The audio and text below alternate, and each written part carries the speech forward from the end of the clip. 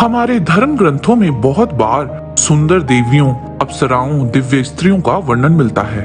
आज हम हमारे प्राचीन इतिहास को खंगाल कर आप सबके लिए जो वीडियो लाए हैं, उसमें हम जानेंगे कौन थी 10 सबसे अनुपम सुंदर स्त्रियां हमारे धर्म ग्रंथों के अनुसार। अहल्या ब्रह्मा जी की पुत्री थी। उन्हें वरदान प्राप्त था कि वे सदा 16 साल की बनी रहेंगी। वे बहुत सुंदर थी। सब ऋषि, देव और असुर उनसे विवाह करना चाहते थे। देवराज इंद्र अहल्या को प्राप्त करना चाहते थे। जब अहल्या का विवाह गौतम ऋषि के साथ हो गया था, तब भी इंद्र पीछे नहीं हटे और एक दिन गौतम ऋषि का रूप बनाकर उन्होंने ऋषि पत्नी का सतीत्व भंग कर दिया। तब ऋषि गौतम ने देवराज इंद्र और अपनी पत्नी को श्राप दे दिया और अहल्या पाषाण बन गई। जब भगवान विष्णु श्री राम रूप में वहां पधारे, तब अहल्या का उद्धार हुआ। दमयंती।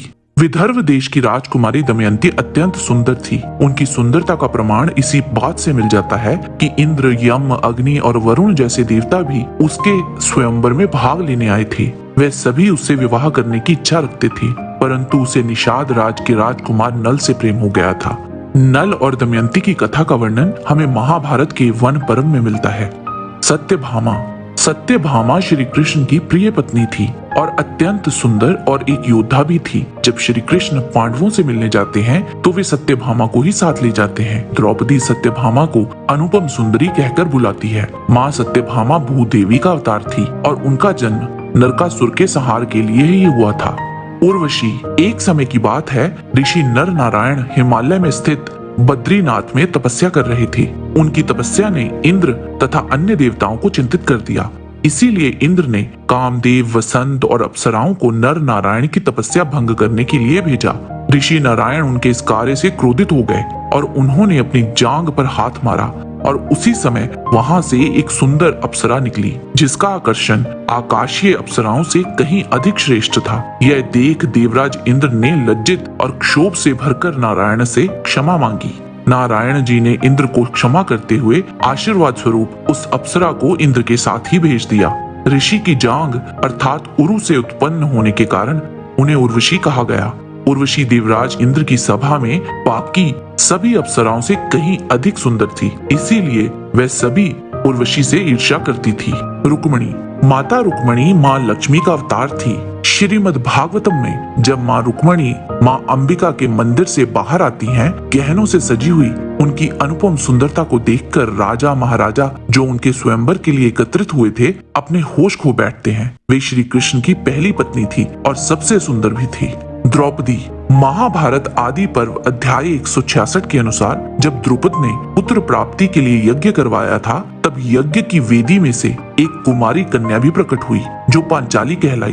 वह बड़ी सुंदरी एवं सौभाग्यशालिनी थी। उसका एक एक अंग देखने ही योग्य था। उसके शरीर की कांति श्याम थी। नेत्र ऐसे जान पड़ते थे कि मानो खिले हुए कमल के दल हों। वह ऐसी जान पड़ती थी मानो साक्षात देवी दुर्गा ही मानव शरीर धारण करके प्रकट हुई हों।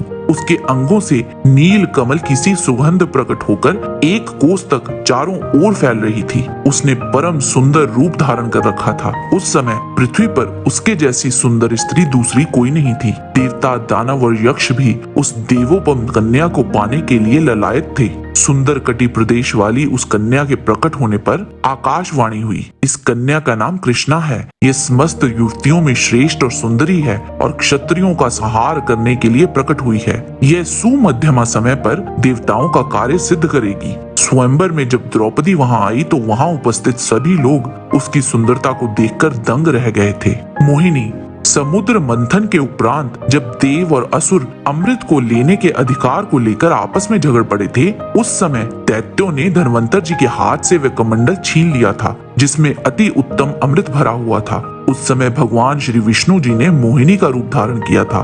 अतः मोहिनी ने वहां उपस्थित समस्त दैत्यों को अपनी सुंदरता से मोहित कर उनसे वह कमंडल लेकर देवताओं को दे दिया था। माता सीता। माँ सीता, जिनका जन्म ही रावण के संहार के लिए हुआ था, एक अद्वितीय सुंदरी थी। वाल्मीकि रामायण के अरण्य कांड सर्ग 34 में स्वरूपनखा माँ सीता के सौंदर्य को बेजोड़ बताते हुए कहती हैं, वो राम की भार्या माँ लक्ष्मी का साक्षात अवतार प्रतीत होती है। उसके लंबे बाल हैं और नाक, नक्श और शरीर की सुंदरता अनुपम है। मैंने आज तक कोई देवी, गंधर्व कन्या, यक्षिणी या कोई और नारी इतनी रूपवान नहीं देखी। वाल्मीकि रामायण के ही अरण्य कांड सर्ग 46 के अनुसार जब रावण ने माँ सीता को उनकी कुटिया में देखा तो उसने कहा कि देवी, तुम सोने से चमकने वाली कमल के दिव्य पुष्प के समान हो। ऐसा जान पड़ता है कि तुम स्वयं देवी लक्ष्मी हो या कोई अप्सरा हो। तुम्हारे शरीर की दिव्य सुंदरता बेजोड़ है। मैंने आज तक तुम्हारे जैसी अप्रतिम सुंदरी इस धरती पर नहीं देखी है। माता लक्ष्मी भागवत पुराण स्कंद 8 के अनुसार समुद्र मंथन के समय उसमें से स्वयं भगवती लक्ष्मी देवी प्रकट हुई। उनकी बिजली के समान चमकीली छटा से दिशाएं जगमगा उठी। उनके सौंदर्य, यौवन, रूप, रंग और महिमा से सबका चित्त खिंच गया। देवता, असुर और क्या मनुष्य सभी ने चाहा कि ये हमें मिल जाएं। स्वयं इंद्र अपने हाथों उनके बैठने के लिए आसन ले आए थे, परंतु वहां सोच विचार कर अंत में श्री लक्ष्मी जी ने अपने अभीष्ट भगवान श्री हरि विष्णु जी का ही वर्ण किया और भगवान श्री हरि विष्णु जी ने माँ लक्ष्मी जी को अपने वक्ष स्थल पर सर्वदा निवास करने का स्थान दिया। माता पार्वती, माँ दुर्गा, माँ त्रिपुर सुंदरी। देवी पार्वती सुंदरता और शक्ति की प्रतिमूर्ति हैं। वे आदि शक्ति हैं।